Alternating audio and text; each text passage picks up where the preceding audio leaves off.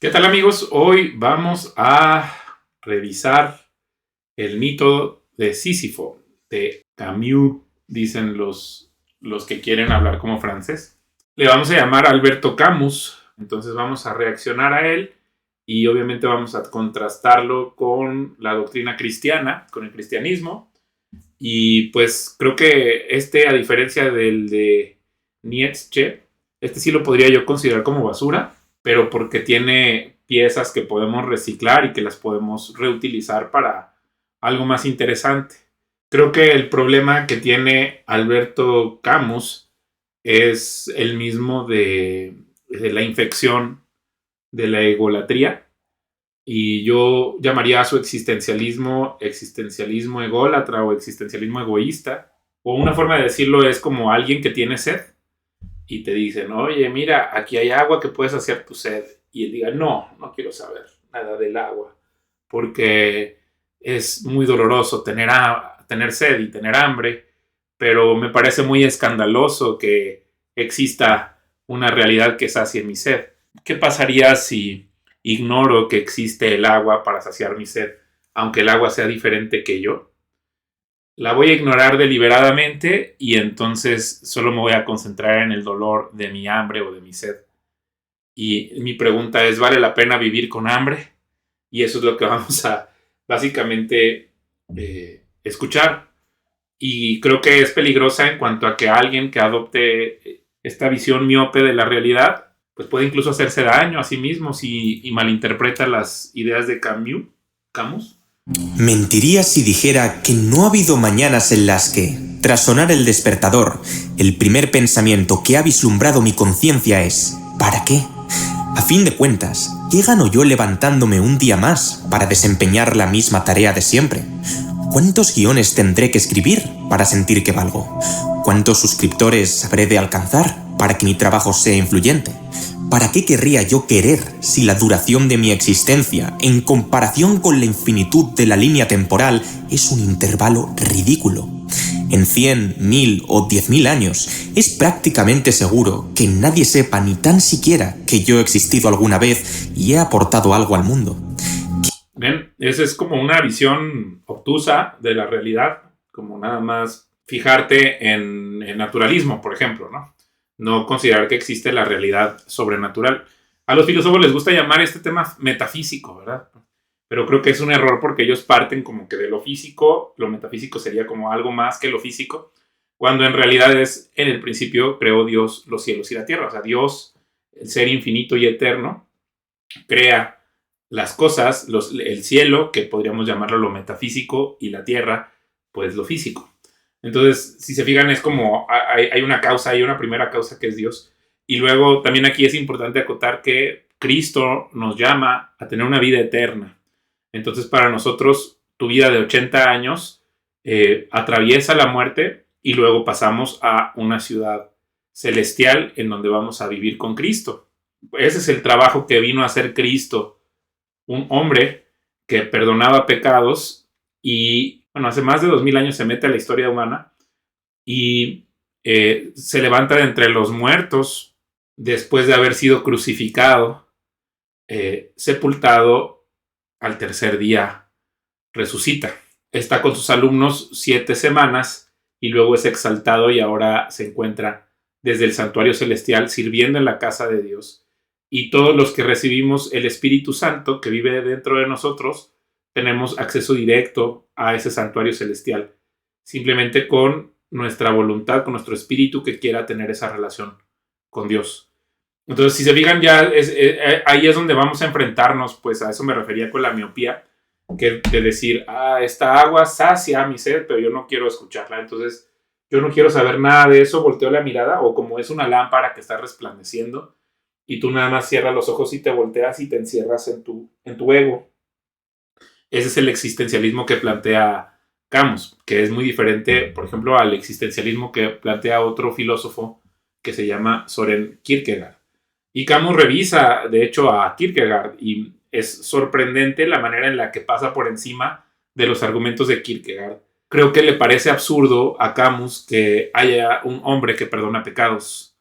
y dice, entonces se necesita un salto de fe para aceptar eso. Kierkegaard también dice lo mismo, que si yo te explico mediante la razón, esto que te digo por ejemplo, no importa que yo te diga, mira, aquí están las evidencias históricas de que Cristo resucitó de entre los muertos, de todas maneras es tan escandaloso eso de que un hombre perdone pecados o que Dios se haya hecho hombre, que tú no vas a quererlo aceptar, pero ya por un tema de convicción. Entonces, en el caso de Camus, hay una convicción acerca de lo absurdo. O sea, él tiene fe en lo absurdo y esa fe que él tiene es un impedimento para que él dirija esa fe a Cristo. Porque él prefiere estar viviendo en su pecado y ahí es donde él se extravía en su existencialismo egoísta. ¿Qué más da si río, lloro, temo, gozo, amo u odio si la nada es mi origen e ineludible final? Admito que este array de pensamientos puede parecer escalofriante, deprimente y asolador. Bueno, no solo es asolador, es pues tonto, ¿no? Porque a priori estás descartando a Dios y entonces dices, vengo de la nada y voy a la nada. Camus no se pone a preguntarse si es verdad o no es verdad que no viene de ninguna parte.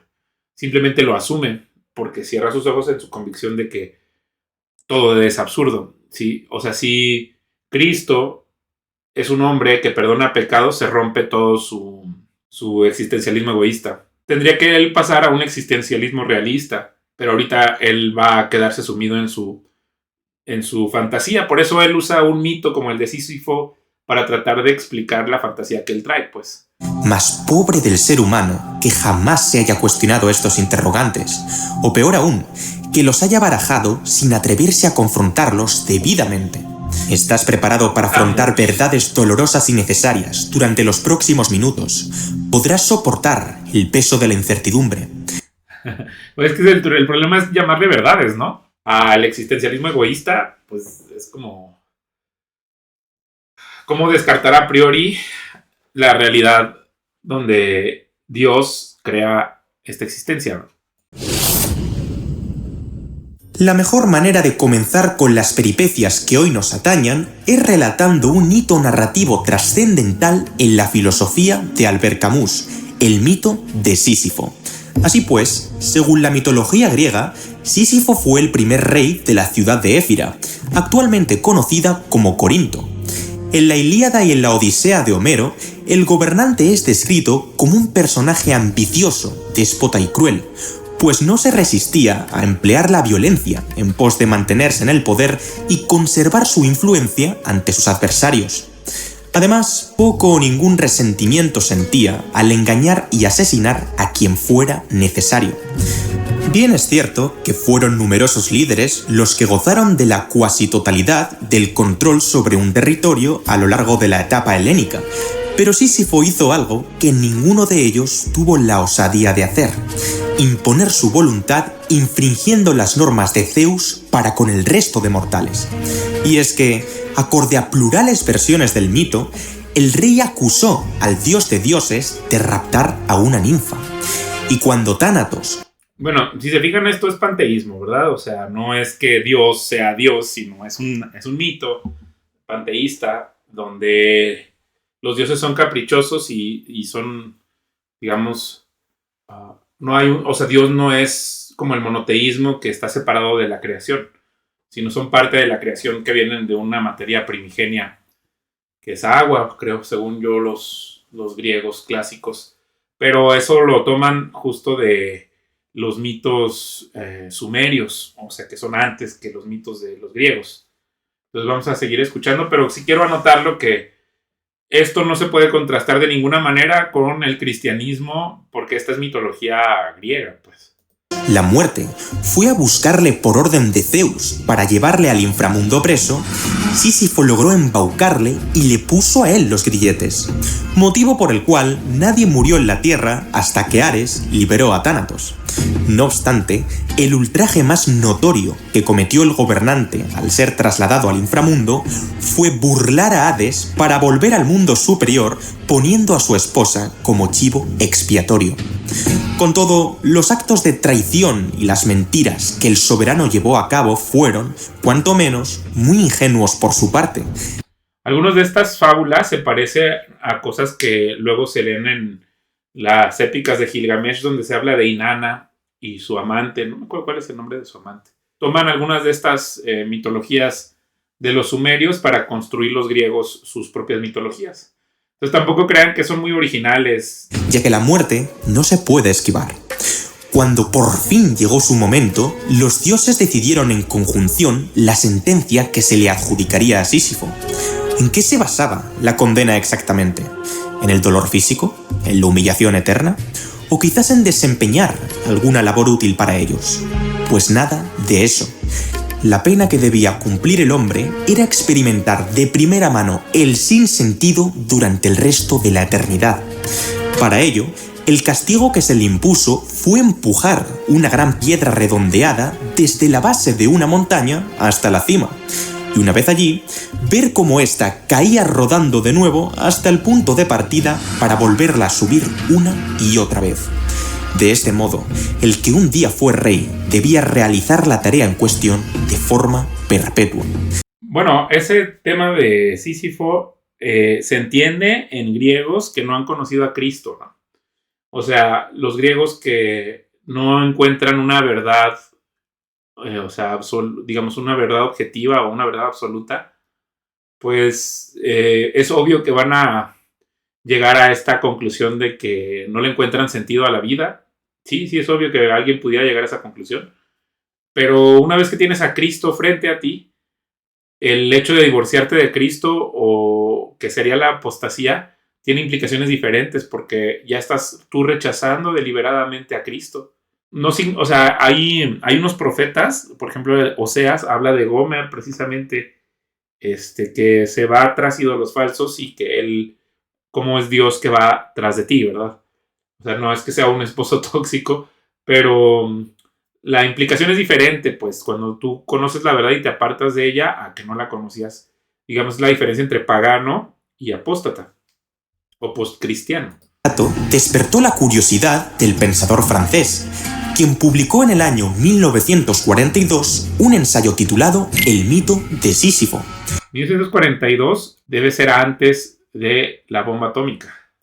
En él se realiza un comentario crítico acerca del mismo, fundamentado con las máximas y principios básicos de su particular corriente filosófica, el absurdismo. El absurdismo se ocupa, tal y como su propio nombre indica, de la naturaleza del absurdo. Este término no ha de ser interpretado coloquialmente como sinónimo de ilógico, incoherente o estúpido. Estamos hablando de palabras que se podrían asemejar hasta cierto punto, pero que no quieren decir lo mismo. A grandes rasgos, el absurdo cubre el conflicto interno del ser humano entre la búsqueda de un sentido de vida intrínseco, esclarecedor y objetivo y su aparente inexistencia. Puesto en palabras llanas, no sabemos por qué estamos aquí, cuál es nuestro objetivo último, tanto a nivel individual como colectivo, si es que hubiera alguno. Y para colmo, ningún ente superior, fuerza universal o deidad se encargará de reorganizar y transformar la materia para satisfacer nuestras necesidades vitales y protegernos de los peligros que nos brinda el entorno. Y en el hipotético escenario de que diseñáramos un proyecto vital provechoso para la sociedad y gratificante para nosotros, nuestra satisfacción siempre estaría coartada por la muerte. Acorde a Camus. Si se fijan, él dice, tengo sed y Dios no ha hecho un agua para saciar mi sed. Eso es lo que ahorita él está diciendo. Entonces, y cualquier cosa que yo haga fuera del agua que sacia mi sed, no me va a ayudar a estar satisfecho.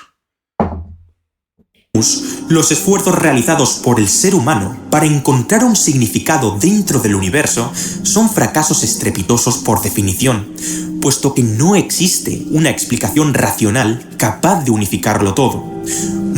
Él se vuelve egoísta pensando nada más que el racionalismo es la respuesta, cuando pues nosotros tenemos también sentimientos o emociones, ¿no?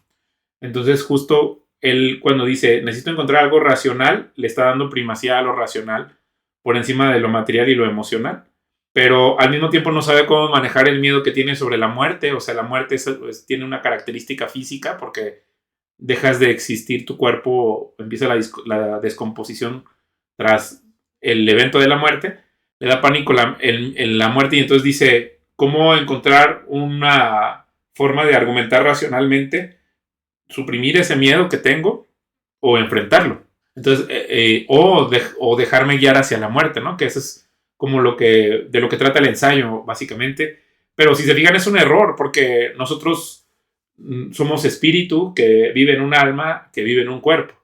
Y nuestra alma tiene esta capacidad de sentir, y los sentimientos las emociones no son erróneas, no están equivocadas, forman parte de nuestra experiencia humana. Entonces, él al simplemente como concentrarse en una respuesta racional, está omitiendo el resto de todas las cosas que es información para tomar una decisión. Entonces, desde el principio es tan absurdo pensar que todo tiene que ser racionalizado como pensar que puedes llegar como a esta respuesta de información solo por medio de la razón. O sea, es racionalismo, ¿no? Es como énfasis excesivo en lo racional cuando tenemos las otras herramientas. Y a propósito, no estoy hablando de la fe, que es un tema espiritual, ¿no? Directamente, que tiene que ver con suprimir tu orgullo y acercarte con humildad a Dios en una oración. Él no tiene esa humildad, él está también en el problema de la soberbia, y entonces eso te impide conocer al ser sobrenatural, que es el que sacia tu ser.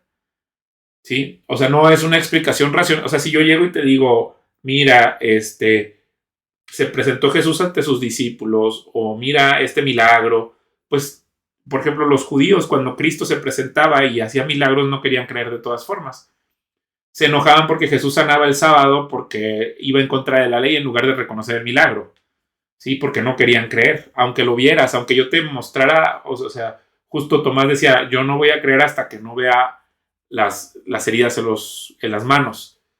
Entonces, no siempre puedes llegar a esa comprensión por medio de la razón, o como Tomás, no siempre podemos meter las manos, pero existen otras formas de entrar en contacto con el Espíritu Santo.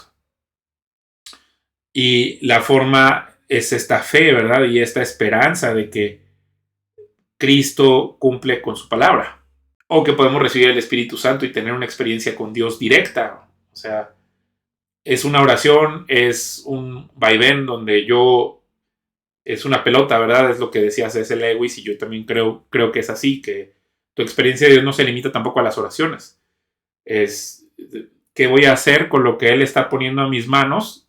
Y luego Dios recibe la pelota y vuelve a mandar la pelota, y es un intercambio es un juego donde Dios responde a lo que nosotros decimos y nosotros respondemos a su llamado. ¿Sí? Es como un padre con su hijo que están jugando la pelota. Así es como funciona la experiencia cristiana. Y todo esto que te estoy diciendo es totalmente contrario a lo que estamos escuchando, de que es absurdo, ¿no? Pero es porque tú prefieres vivir una vida sin Cristo. Es una vida miope, absurda. Claro, sí, claro que es absurdo si Dios te hizo espíritu que vive en un alma, que vive en un cuerpo, y tú nada más te concentras en tus dudas del alma. Ojo, no es que el mundo per se sea absurdo, ni tampoco el hombre como tal. El absurdo surge cuando la inherente y latente necesidad del ser humano por entender cómo funcionan las cosas y darle sentido a su existencia con base en el entendimiento choca radicalmente con la irracionalidad que este mundo emana. Bajo dichas circunstancias, lo que un civitas medio podría esperar de su vida es poco más que un conjunto de actos monótonos, repetitivos, fútiles, inútiles y vacíos de significado que ejecuta por costumbre, tradición e inercia más que por coherencia y lógica. Un día en el que un hombre se percató de que tenía 30 años de edad y con tal pretexto se reafirmó en su juventud.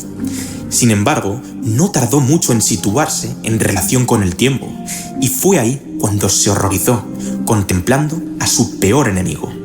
El tiempo no le pertenecía, sino que él pertenecía al tiempo.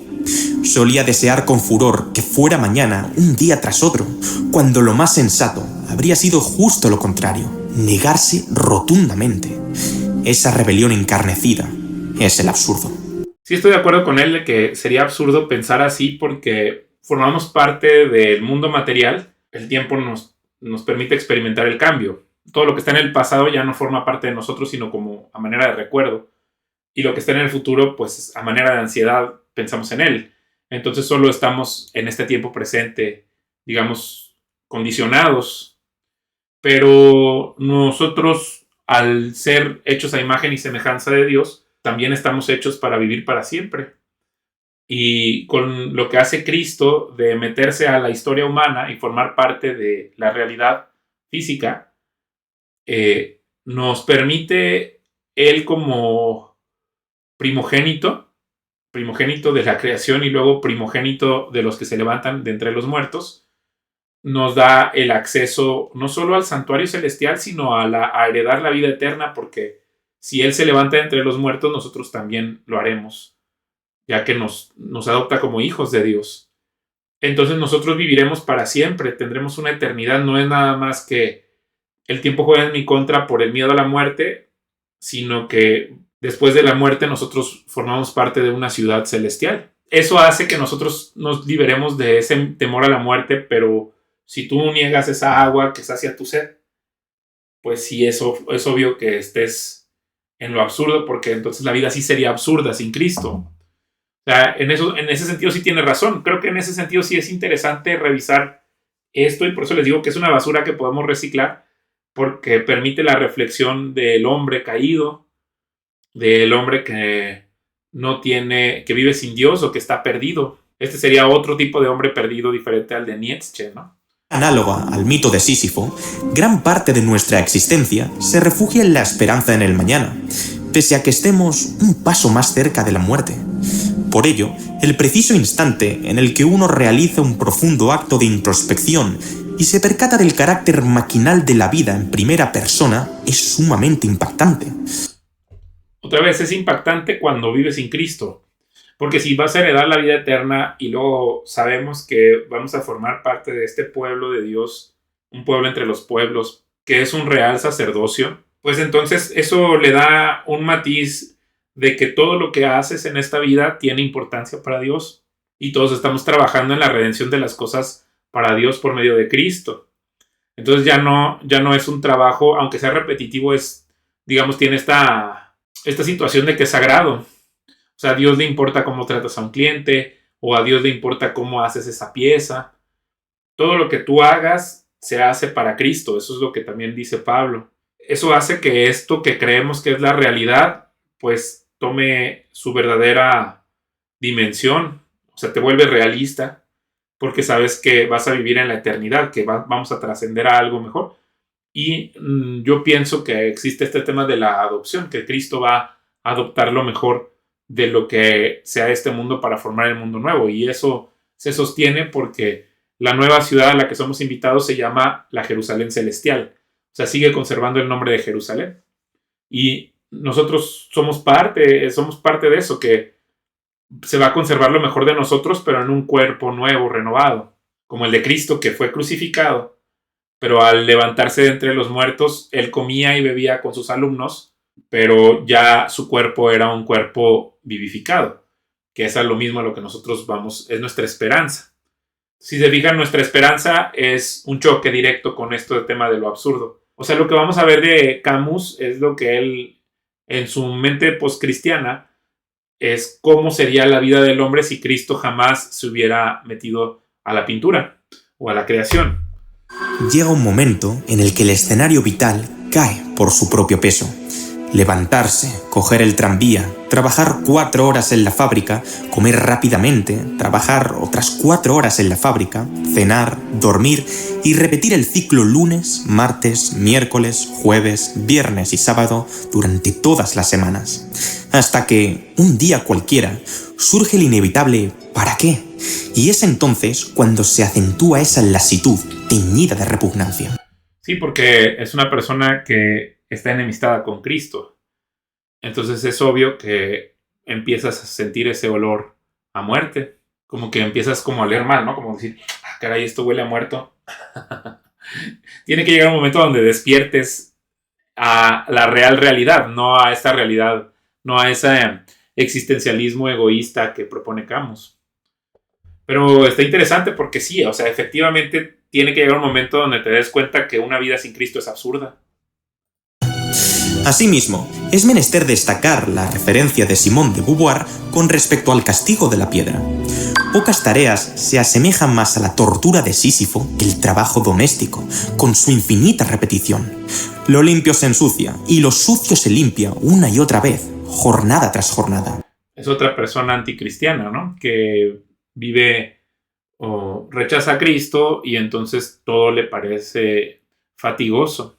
Pero no es la primera vez que alguien reflexiona acerca de esto. Sí, Salomón, o sea, hace 3000 años ya pensaba acerca de este tema de la vanidad de vanidades. Tareas tan mundanas como comer, dormir, hacer ejercicio o mantener relaciones sexuales tampoco se escapan a esta dinámica en bucle. Además, Albert nos ofrece en el capítulo 2 del libro 3 arquetipos bastante representativos del hombre absurdo que merece la pena repasar.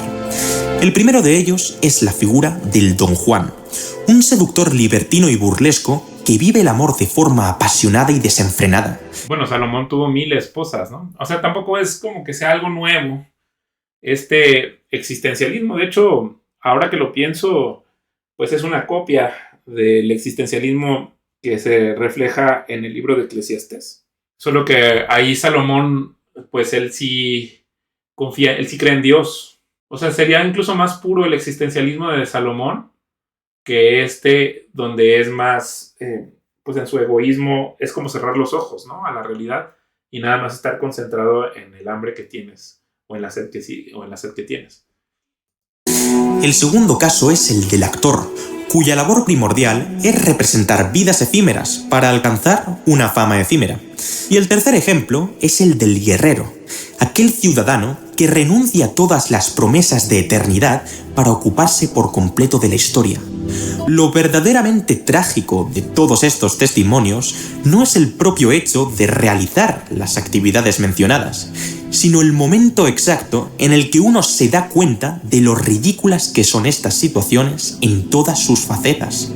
En concreto, Camus muestra interés en los pensamientos de Sísifo justo después de haber llegado al pico de la montaña, esto es, mientras marcha de regreso al pie para rodar la roca una vez más. Es ahí, desde el instante en el que el héroe se vuelve consciente de su miserable condición, cuando experimenta la auténtica tragedia. El amargo sabor de boca, al cerciorarse de la irrelevancia de nuestros actos, el dominio de lo irracional, la ausencia de un sentido vital íntegro y holístico, la hostilidad primitiva del mundo y la fugacidad de la vida, en combinación con la impotencia que uno atraviesa cada vez que grita desesperadamente al vacío para hallar una respuesta y se topa con el más absoluto y atronador silencio. Eso es, en definitiva, el absurdo. Pues sí, no, o sea, está la luz aquí y tú dices, no quiero saber nada de la luz. Y cuando volteas la mirada, pues sí encuentras todo eso que acaba de describir la persona que hizo este video. O sea, la respuesta está del otro lado, pero como tú volteas la mirada hacia un lado, pues estás en tu egoísmo absurdo. También es muy difícil sacar a alguien que está en esa condición. Lo intentamos, ¿no? Los que hacemos este tipo de contenido para hacer ese llamado, pero tampoco se puede obligar a nadie a abrir los ojos. ¿Qué hacemos entonces? Pues no nos queda más remedio que seguir con el hilo conductor del francés para averiguar cuáles son las opciones a nuestra disposición. Concretamente, son 3 los caminos que podríamos adoptar para con esta problemática tan apremiante. En primer lugar, Camus examina minuciosamente la posibilidad del suicidio. De hecho, el autor comienza su ensayo con las siguientes palabras: solo hay un problema filosófico realmente serio, el suicidio. El resto de cuestiones, véase, ¿qué es lo real? ¿Qué es la justicia? ¿Existe el libre albedrío? No, el verdadero problema no es ese, el verdadero problema es la vida eterna. ¿Qué vas a hacer? ¿La vas a aceptar o la vas a rechazar? Y es escandalosa, es más escandalosa que esta pregunta que él tiene. Con observación a lo expuesto anteriormente, cabría pensar que esta alternativa no resulta tan descabellada como parece desde fuera. A fin de cuentas, si el problema radica en la toma de conciencia acerca de la fatal condición de la existencia humana, ¿no sería acaso buena idea suprimir dicha existencia? ¿No sería la solución más coherente eliminarnos del mapa? ¡Qué fácil!, ¿verdad? Pues no. El pensador defiende que, al quitarse la vida, uno confiesa subrepticiamente que no merece la pena vivir en sí, y eso es falso. Presta mucha atención a la siguiente cita. No hay nada que refuerce más el absurdo que el hecho de acabar con la vida voluntariamente debido a la presencia del absurdo. Matarse es equivalente a confesar que la vida nos supera, o directamente que no la hemos entendido al no hallar una respuesta inexistente. Efectivamente, la vida verdadera es mucho mayor que la nuestra, porque Cristo es esa vida. Entonces Él nos sobrepasa, pero nosotros lo aceptamos porque está llena de amor inagotable. Y tampoco tenemos que entender la vida de Cristo, ni tenemos que tener todas las respuestas para abrazarlo. Esa es la diferencia de acercarse con la fe, ¿verdad? No nada más limitarse a la parte racional.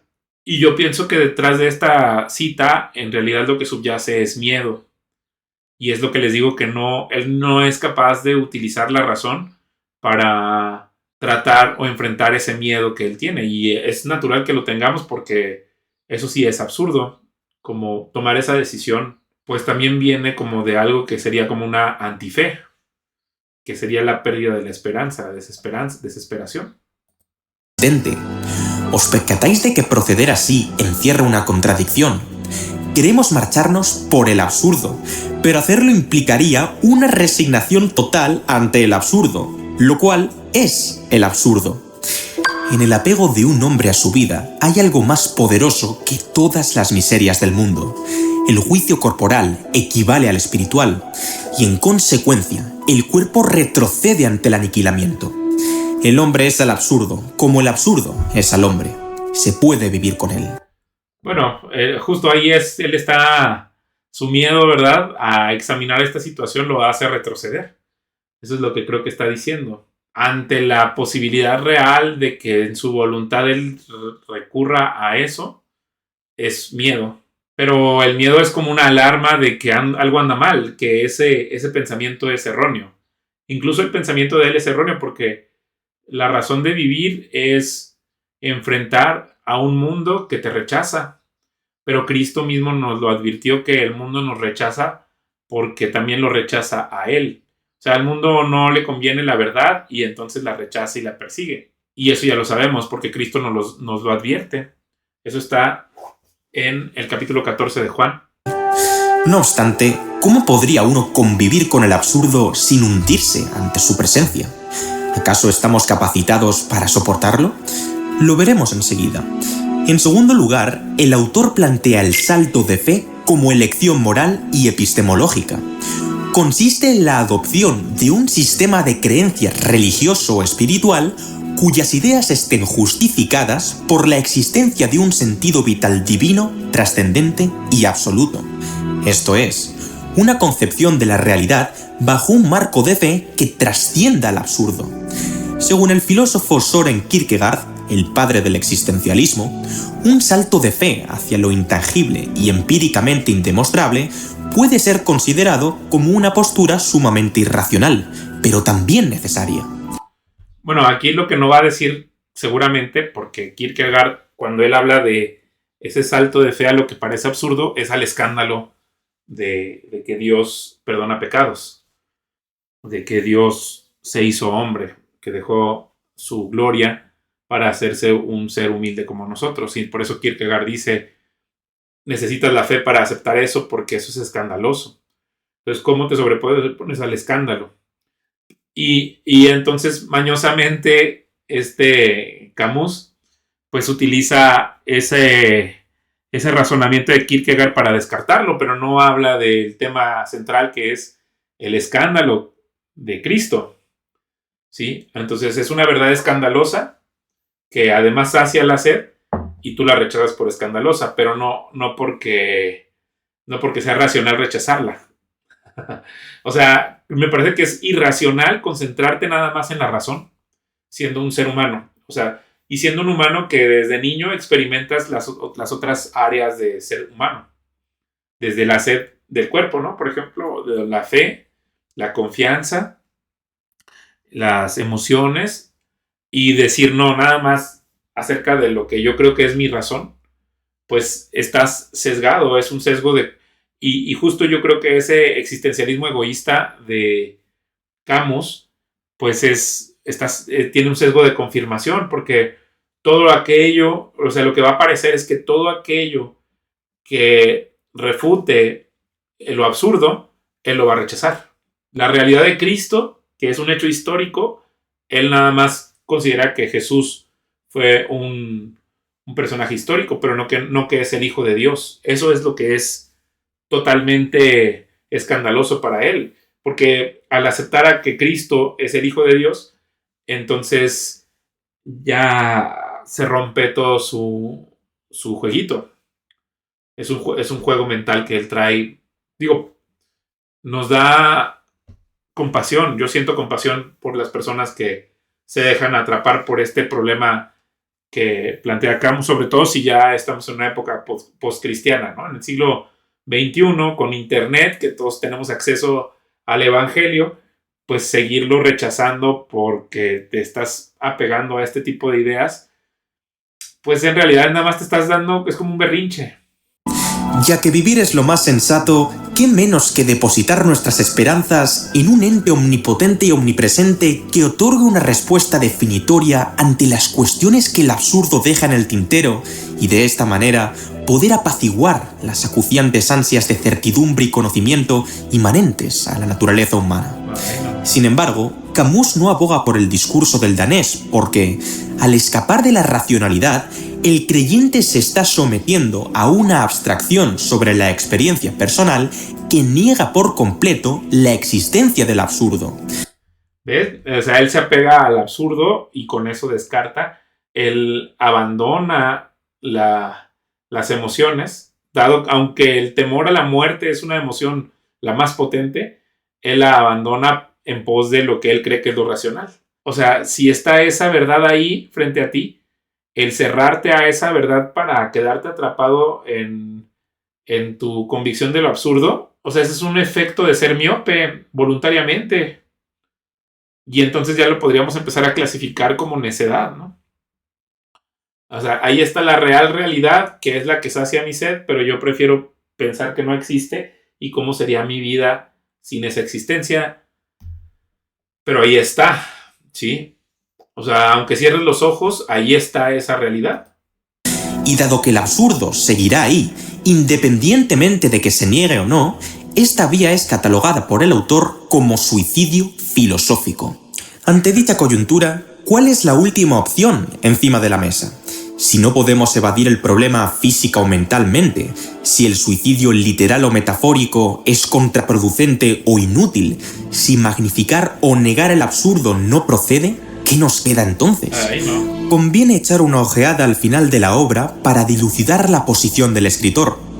Ese es el problema de hacer este tipo de videos. Entonces realmente no hay nadie que pueda sostener estas ideas porque la persona que las está planteando pues ya no vive. A mí por eso no me gusta hacer este tipo de análisis porque no es de alguien que pudiera, o sea, al plantearle, por ejemplo, las respuestas que le acabo de dar, pues ya se desmorona todo, ¿no? Y entonces él deja de ser importante. Y entonces ya no me puede contestar. Y entonces todo ese castillo de naipes que está construido sobre estas ideas que no son verdaderas, pues también se deberían desmoronar, ¿no? Entonces el trabajo que hay que hacer es ir uno por uno de todos esos castillos de naipes para irlos tirando. Él advierte que uno no ha de imaginarse a Sísifo como un ser miserable, pues el héroe ya es perfectamente consciente de su castigo y por tanto no espera que su situación vaya a mejorar. Tampoco ruega a los dioses a la desesperada para que le absuelvan de sus cargos, ni mucho menos se inventa esquemas racionales que excusen su sufrimiento. En su lugar, el rey comprende cabalmente que, haga lo que haga, nada tiene sentido. Lo único que le queda es sublevarse en contra de los dioses, bajando al pie de la montaña para empujar hacia arriba de nuevo. La tarea es inútil, su destino es inevitable, él lo sabe y aún así continúa haciéndola. Y es precisamente el reconocimiento de la verdad lo que acaba conquistándola, porque lo que buscaban los dioses desde un principio no era que cargara con la piedra sin más, sino que se cuestionara por qué tenía que hacerlo una y otra vez. La verdadera... Ven, entonces él sucumbe a una idea panteísta de la realidad. O sea, ni siquiera se lo plantea de lo del tema de la creación, pero todo eso que él está planteando de lo absurdo es de una ilusión panteísta. La verdadera tortura es ese ¿para qué? ¿Para qué? ¿Para qué? Que nunca cesa. Desde el momento en el que Sísifo disfruta de su castigo sin cuestionárselo, lo sobrepasa y es liberado del mismo, ya que el castigo deja de ser castigo. Ergo, la tercera vía, y la más pertinente, es la de la aceptación. Un estado en el que el individuo no solo reconoce la estampa absurdista, sino que se apropia de ella, la degusta, la vive. En vez de enterrar, ignorar o refutar el problema, este se confronta por medio de la conciencia, transformando en regla de vida lo que antes era una invitación a la muerte. Bueno, en realidad te estás asimilando al mundo. O sea, aceptas que el mundo está caído y tú prefieres formar parte de ese decaimiento para siempre. Ahora bien, ¿cómo puede uno encarar dicha tesitura? ¿De verdad coger el toro por los cuernos es mejor que darle la espalda? Albert extrae 3 consecuencias esenciales del absurdo: la rebeldía, la pasión y la libertad. Empecemos por la rebeldía. Al pronunciar la palabra aceptación, parte de la audiencia habrá interpretado este término como un acto de pasividad en el que uno simplemente tira la toalla ante las circunstancias. Nada más lejos de la realidad, la noción de aceptación que el escritor proclama es un tanto difícil de entender, pues esta viene acompañada de la resignación y al mismo tiempo de una actitud activa y lúcida. Por lo tanto, constituye una contradicción u oxímoron. Sí, el absurdo está ahí, y lo acepto, pero esto no implica que no deba despreciarlo, desafiarlo o rebelarme contra él. En el acto de rebeldía, el sujeto admite conscientemente la puesta en escena del absurdo y a la par manifiesta expresamente su disposición a encararlo. El autor declara: vivir una experiencia, un destino, implica aceptarlo plenamente. Pero no viviremos tal destino si no hacemos todo lo posible para actualizar nuestra conciencia frente al absurdo. Vivir es darle vida al absurdo, y darle vida es, sobre todo, mirarlo.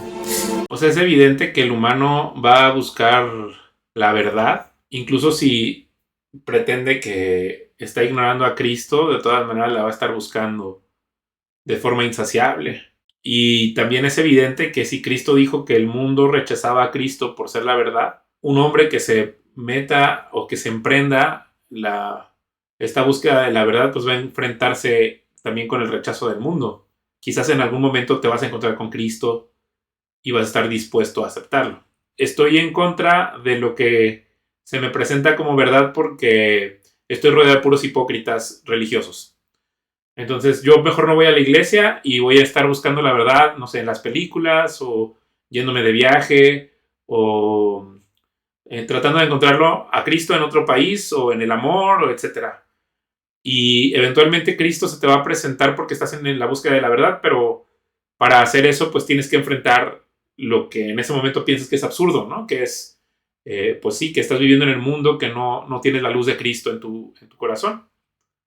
Entonces creo que eso es parte de lo que podemos reciclar de esta reflexión. Vamos a seguirle. Rebeldía consiste en aquella confrontación perpetua y directa del hombre con su propia oscuridad, en cuestionar el mundo a cada segundo. No hay aspiración, esperanza, deseo o meta alguna para el hombre rebelde, sino una revuelta protagonizada por la garantía de un fado abrumador que ha de ser despreciado y afrontado con donaire. Según Albert, o sea, es un extraviado que está buscando la verdad, pero sin esperanza, ¿no?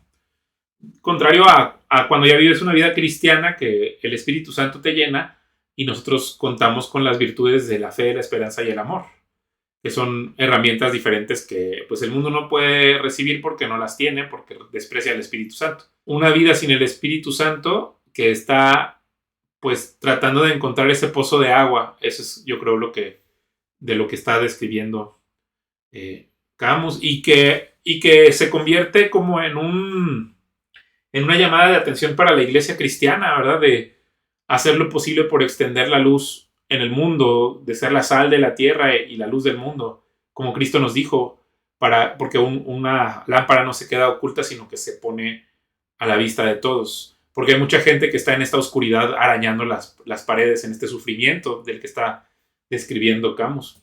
Es la rebeldía la que otorga a la vida su precio y grandeza, pues exalta la inteligencia y el orgullo del hombre que es capaz de luchar contra una realidad que lo trasciende. Su única verdad es el desafío, y la decisión más importante que toma cada día es la de no matarse. Continuemos. O sea, yo lo escucho y pienso en un hombre que está en una habitación oscura y que está arañando, buscando agua porque tiene sed. Y así es como interpreto esto de lo que está hablando, que se siente como absurdo ese sufrimiento y ese dolor, hasta que venga alguien de la iglesia cristiana a encender una lámpara en esa habitación y traer un vaso con agua. Entonces ahí es donde se convierte en un reto para nosotros esta situación del que está perdido. Con la pasión. Vivir en un universo absurdo consiste en multiplicar las experiencias lúcidas para estar al frente del mundo con la mayor frecuencia posible. Por ende, sentir la rebelión y la libertad en su máximo apogeo implica vivir el absurdo tanto como uno pueda. Ahora finalicemos con la libertad. Antes de encontrarse con el absurdo, el individuo tenía la ilusión de ser libre.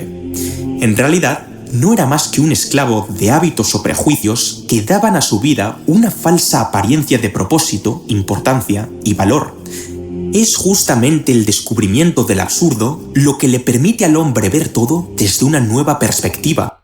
Camus está hablando de un hombre que está perdido, que está extraviado, y que dice, pues mejor de una vez acepta que estás extraviado y disfruta tu extraviez. Porque eso es lo que te va a dar la libertad de disfrutar el momento de estar extraviado. O sea, como que dice, si ya vas a ser Sísifo, pues ya entrégate a esa Sísifides. Pero al final, de todas maneras, estás como obtuso, ¿no? Como de todas formas estás ignorando la realidad objetiva que es Cristo. Al final de tus días, pues te vas a haber perdido de lo mejor que es la vida eterna. Vamos a seguirle. Liberándose definitivamente de sus grilletes desde el momento en el que reconoce con lucidez su condición desesperada, inequívoca e ineludible. Nada tiene sentido. Ergo, siempre que no perjudique a terceros, soy libre de obrar sin imposiciones vacuas o normas estrictas. En consecuencia, aunque el hombre absurdo deje de lado el problema de la libertad en sí, es capaz de experimentar la libertad mental o de acción en tanto en cuanto aniquila las reglas comunes y, por tanto, aprende a vivir sin apelación alguna, más allá del genuino respeto a los proyectos vitales ajenos. Totalmente egoísta, de manera que elimina cualquier tipo de lo que él considera que son ataduras, pero que en realidad pues son parte del diseño de él como ser humano. O sea, él quiere romper sus cadenas de Cristo, él le llama cadenas. De hecho, hay un salmo que habla de eso: rompamos nuestras cadenas y liberémonos de ser esclavos de Dios. O sea, pero Dios se ríe de esas conjeturas, ¿no? Es como ver a un niño pequeñito pelearse con un adulto. O sea, ignorar la realidad de Cristo, pues no sé cuánto tiempo podría sostenerlo, algunas décadas, y luego viene tu muerte. Y al final tú solo te hiciste tonto. Vamos, si lo de Nietzsche era una estupidez por ser soberbio, pues esta, aunque lo hagas con la mayor de las sinceridades, tampoco es muy inteligente. Según el francés, la libertad individual, la felicidad plena y la oportunidad de dar sentido a la vida radican en el reconocimiento previo del absurdo, pues es la comprensión de que el cosmos está desprovisto de absolutos lo que posibilita nuestra libertad en primera instancia. Sí, es una fe, es una convicción, ¿ven? Y por eso también, pues estaba pensando si lo de Nietzsche es una religión o nada más es un culto. Creo que es un culto y este también parece que es un culto. Parece más agradable porque parece que Camus le funciona mejor el cerebro que a Nietzsche, pero no deja de ser una postura falsa. Pero creo que cada quien es libre, ahora sí que justo por eso tenemos esta libertad, ¿no? De elegir hacia dónde quieres ir. Por eso la pregunta al principio yo les decía, o sea, la cuestión más importante de la filosofía es la vida eterna, porque es una pregunta al alma. Si vas a guiarte por lo que crees que son tus sentidos, que es una forma de ver digamos, la realidad natural, o si vas a dejarte guiar por el espíritu, que es la forma en la que puedes conocer a Dios, que es la real realidad sobrenatural, pero que sigue siendo realidad. Entonces tú vas a tener como escoger de una u otra manera, pero de todas maneras Cristo te está haciendo el llamado de reconciliación. Justo por eso es la razón por la que Cristo entra en la historia humana. O sea, ese es el tema que Dios entra a la historia humana. Por ejemplo, el otro día estaba pensando, o me acuerdo que vi a un cuate que decía que íbamos a desarrollar una cierta tecnología que pudiera cambiar nuestra concepción de todo, ¿no?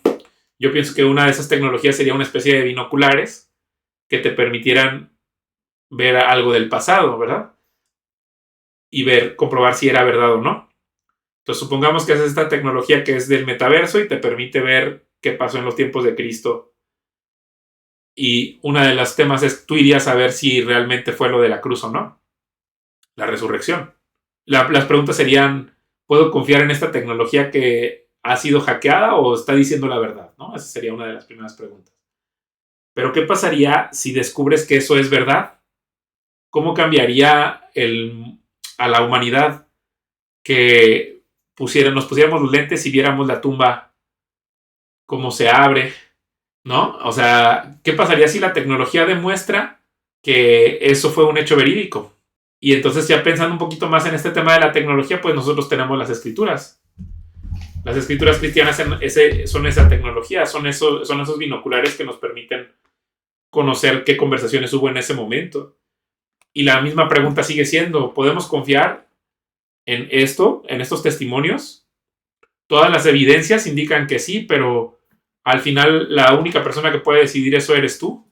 Y eso tiene que ver con la fe.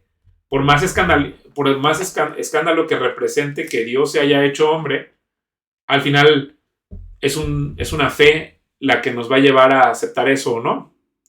O sea, son métodos, son situaciones que van más allá de la razón. Y no porque lo aceptes dejas de ser racional, al revés. Creo que al aceptar una realidad que es una cosa verdadera, tu razón se vuelve más sólida. Sigo suponiendo que el mundo no alberga un sentido superior, pero sé que hay algo en él que sí tiene sentido, y es el hombre ante su prójimo. Es ese encuentro lo que le da sentido a todo. Es ese esfuerzo de quienes suben la montaña una y otra vez con alegría y pasión lo que me enorgullece de ser hombre. ¿Estás dispuesto a afrontarlo? Bueno, qué bonito. Yo también estoy de acuerdo porque Cristo, cuando le preguntan cuál es el más importante de los mandamientos, él dice, amarás a Dios con todas tus fuerzas, ¿no? Con toda tu alma, con todo tu ser, con toda tu mente. Dice, y el segundo es igual de importante, amarás a tu prójimo como a ti mismo. Entonces, al menos me parece que es más sincero Camus que Nietzsche, que está metido en su soberbia, que lo hace como muy falso, o totalmente falso, ¿no? Y vacío. Al menos él está extraviado, pero está anhelando que exista una respuesta a esa oscuridad en la que él está viviendo. Y bueno, qué lástima que no trató el tema del arte que viene en el ensayo. Yo lo quería tratar aquí, pero no lo voy a tratar, lo voy a esperar para otra ocasión. Entonces, muchas gracias y hasta la próxima.